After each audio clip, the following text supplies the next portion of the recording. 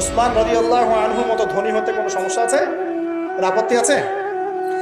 একটা আমল তার জীবনী থেকে পাওয়া যায়, এটা পড়ে আমার কাছে এত নিজেকে এত ছোট মনে হচ্ছে, কাশ যদি এই আমলটা আমি করতে পারতাম। বলে দিব, চেষ্টা করছি যে করার, আপনারাও করার চেষ্টা করেন। উসমান রাদিয়াল্লাহু আনহু ধনী ছিলেন কিনা, তো নবীর কাছে গিয়ে বলছেন যে আমার ধন সম্পদ খুব বেশি বাড়ছে, ইয়া রাসূলুল্লাহ আপনি সম্পদ একটু কমানোর দোয়া করেন তো আমার জন্য।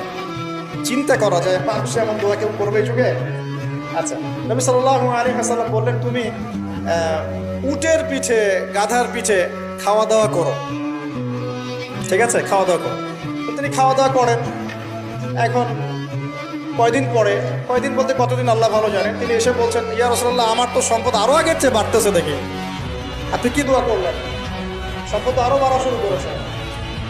তখন তিনি বলছেন যে তুমি যখন খাও তখন তোমার হাত থেকে যদি খাবার পড়ে যায় তুমি কি করো? তখন তিনি বলেছেন আমি, আমার হাত থেকে খাবার যদি পড়ে যায়, একটা দানাও যদি পড়ে যায়, আমি উটের পিঠ থেকে নেমে সেই খাবারটাকে পুরো পরিষ্কার করে তারপর খাই। উসমান রাদিয়াল্লাহু আনহু এত ধনী মানুষ, তিনি প্রতি বেলায় 100 মানুষকে খাওয়াতে পারেন, কোনো সমস্যা নাই। তিনি একাই তাবুকের যুদ্ধে 30,000 সৈন্যের দায়িত্ব নিয়েছেন। 30,000 সৈন্য 3 মাস যাবে, যাত্রা বিরতি করবে, খাবে দাবে, তাদের ঘোড়া অস্ত্রশস্ত্র সব দায়িত্ব একজন ব্যক্তি বহন করেছেন, উসমান রাদিয়াল্লাহু আনহু।